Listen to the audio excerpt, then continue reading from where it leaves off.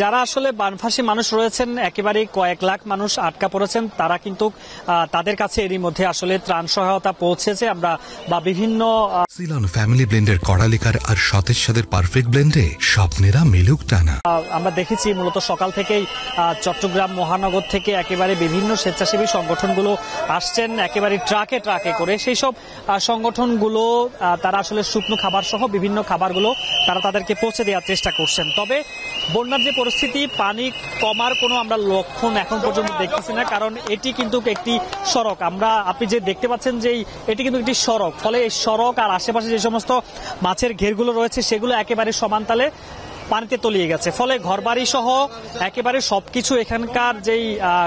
পরিবেশ সবকিছু পানির নিচে বলা যায় এবং কয়েক হাজার মানুষ কিন্তু এখানকার এলাকার তারা পানিবন্দী হয়েছেন। উপরের বাসার ছাদে তারা আসলে আশ্রয় নিয়েছেন এবং গতকাল রাত থেকে এখানে বিদ্যুৎ নেই, খাবার সংকট তো বটেই, তবে বিভিন্ন স্বেচ্ছাসেবী সংগঠনগুলো তারা আসছেন তাদেরকে পৌঁছে দেওয়ার জন্য তারা চেষ্টা করছেন। তবে একেবারে ফটিকছড়ির আমি এখন পাইনডং এলাকায় রয়েছি, তবে আরো সামনে যে সমস্ত প্রায় কয়েকশো গ্রাম রয়েছে সেই গ্রামগুলো একেবারে ভেতরে, ফলে সেখানে কিন্তু মানুষজন পৌঁছার কোনো ব্যবস্থা নেই, সেখানে নৌকা করে যে মানুষজন যাবে তারও কোনো গতি নেই। ফলে তারা আসলে বলছিলেন যে যারা এই জায়গাগুলোতে আছেন একেবারেই তাদেরকে আসলে এখন পর্যন্ত খুব দ্রুত সময়ের মধ্যে যাতে করে তাদেরকে বের করা হয়, উদ্ধার করা হয় এবং উদ্ধার কাজে কিন্তু সেনাবাহিনী কাজ করছেন, বিভিন্ন স্বেচ্ছাসেবী সংগঠন, নৌবাহিনী সহ সকলে মিলে কিন্তু কাজ করছেন। তবে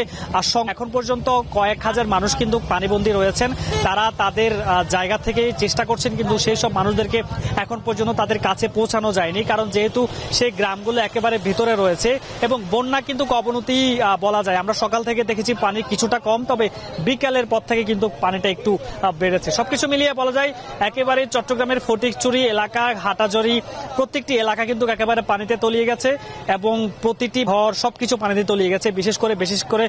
বেশিরভাগ গ্রাম কিন্তু প্লাবিত, সেখানকার মানুষজন এখন পর্যন্ত পানিবন্দী, তারা আসলে আশ্রয় নেওয়ার জন্য অনেক বেশি হাহাকার কান্না করছেন সেখানে